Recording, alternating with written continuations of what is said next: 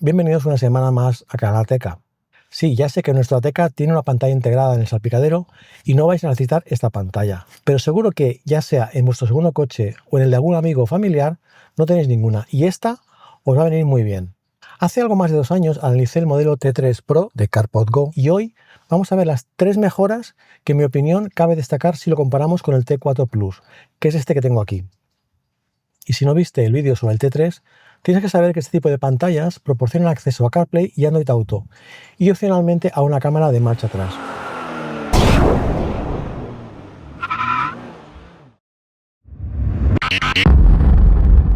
Bien, el modelo que analicé hace 2 años era de 8,9 pulgadas y con una resolución de 1920 x 720 a 60 frames por segundo. En esta ocasión la pantalla es de 10,9, aunque curiosamente la resolución es la misma, pero se llama justamente T4 Plus por el tamaño. El T4 a secas sigue siendo de 8,9, pero vamos, con esta resolución es más que suficiente.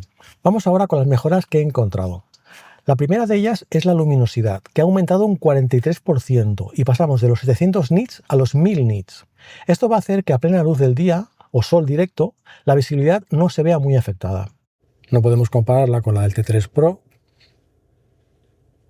pero sí con la de mi Cupra Ateca, que bueno, se ve igual de bien, pero hay que tener en cuenta que esta está protegida y esta está más expuesta a la luz. Se ve genial.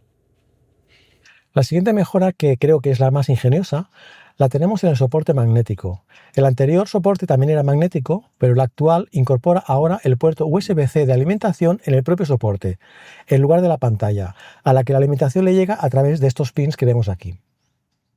Esto hace que podamos quitar y poner la pantalla sin necesidad de desconectar o conectar ningún cable.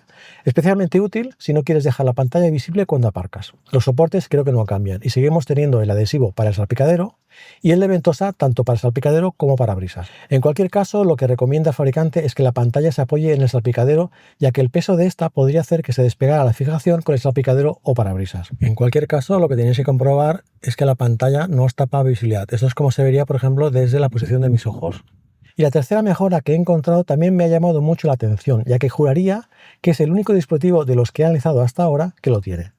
Todos los dispositivos que he analizado hasta la fecha ofrecen tanto CarPlay como Android Auto inalámbricos, pero la pantalla T4 lo ofrece también por cable. Aunque bien pensado, no es necesariamente una mejora, sino que añade una opción que puede resultar ventajosa en determinadas situaciones. Está claro que CarPlay y Android Auto inalámbricos son más cómodos, pero disponer de ellos también por cable aporta algunas ventajas como mayor estabilidad de la conexión, menor latencia, menor consumo en el teléfono y un emparejamiento más rápido y predecible.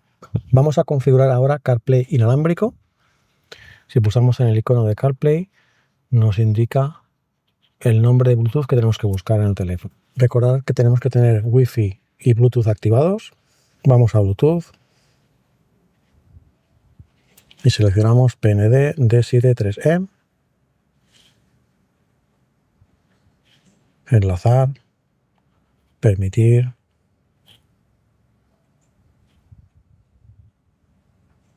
conectarse.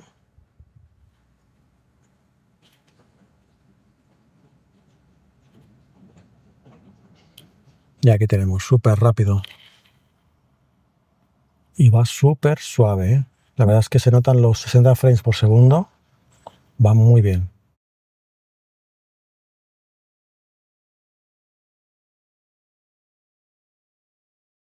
Y a continuación voy a hacer lo mismo con un teléfono Android pero con cable, que habitualmente son los que suelen dar más problemas a la hora de emparejar. Bien, ahora para probar Android Auto, que lo haremos por cable, hay que tener en cuenta una cosa, y es que el cable no puede ir conectado a la base magnética. A la base magnética solo puede ir conectado un conector de audio y el USB para la carga. Entonces conectamos el teléfono Android.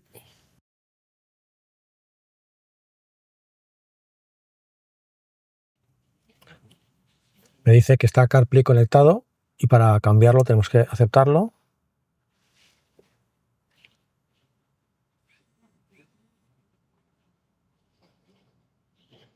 Desbloqueamos. Y ya está, súper rápido. Ahora se ha puesto en modo o noche porque estoy a la sombra. A ver, vamos a cambiarlo. Sí, bueno, por defecto está configurado que a partir de las 6 de noche, todos vamos a quitarlo. Y debería verse bien.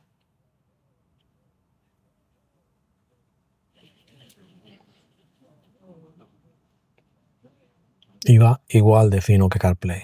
Súper fino. La verdad es que los 60 frames por segundo se notan.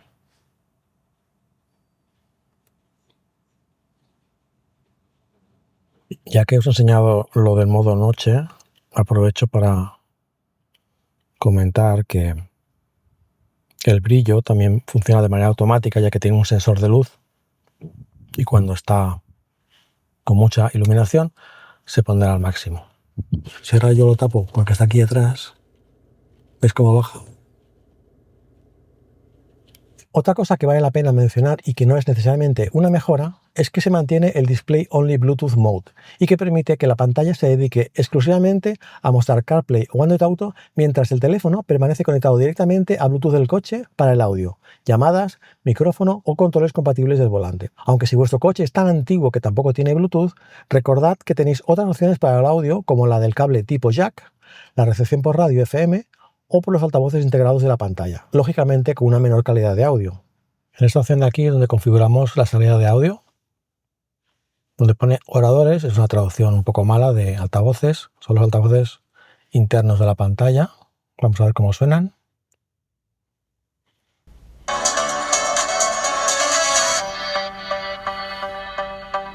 La salida auxiliar, que no os puedo enseñar porque mi coche no tiene conexión auxiliar. Vamos a probar la FM. Seleccionamos una frecuencia, por ejemplo la 87.5, que creo que ahora mismo aquí solo hay ruido. La he buscado por aquí. He puesto 87.5 en el coche. Y si ahora vamos aquí, veis que se oye muy bien. Con el inconveniente que comento siempre, que si estamos en una gran ciudad podemos tener interferencias si estamos en movimiento. Lo ideal, si tenéis Bluetooth, es la opción de Bluetooth que vamos a ver ahora. Seleccionamos esta de aquí, nos pide que tenemos que reiniciar.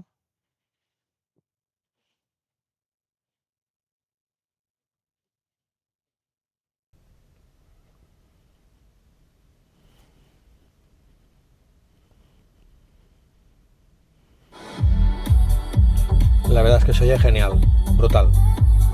Esta es la cámara trasera opcional, que es de 1080 y que podemos instalarla o bien en el interior del coche, en el portón, o lo que recomienda el fabricante, aunque es más complicado, encima de la matrícula.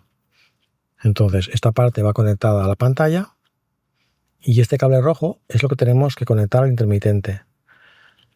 Bueno, en realidad es conectarlo a la luz de marcha atrás. Para ello necesitaremos un tester, tener engranada la marcha atrás y entonces comprobar con el tester cuál de los pines pues es el que da 12 voltios. Ahí tenemos que ponerla. Bien, como no llevo las herramientas adecuadas, ya os he explicado cómo se instala. Aquí tenéis las imágenes de cuando lo hice con la pantalla, con la T3 Pro, que es el mismo procedimiento, lo mismo, seguir los mismos pasos.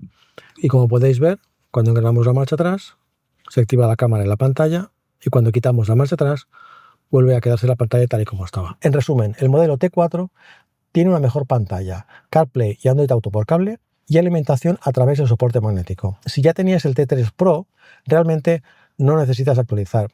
Pero si no tienes ninguna pantalla en tu coche, es una opción muy interesante por aproximadamente 200 euros. Como siempre, os dejo el enlace al producto en la descripción. Nos vemos en el próximo vídeo. Adiós.